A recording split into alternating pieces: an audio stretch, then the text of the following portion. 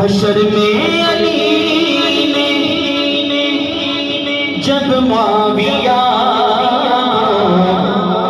गले से लगाया तो तुम क्या करोगे?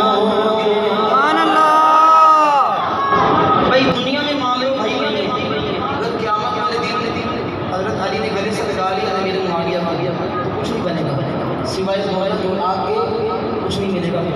सुनिए क्या लिखा शायर है, सुनिएगा पूरी तवज्जो के साथ।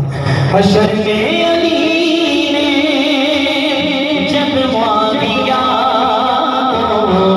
गले से लगाया तो तुम क्या करोगे?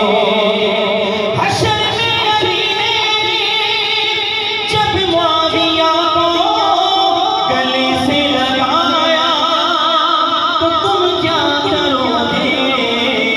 वही सबके आगे खुदा ने जो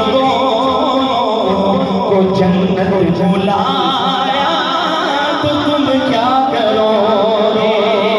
वही सबके आगे खुदा ने जो को जन्नत बुलाया तो तुम क्या करोगे?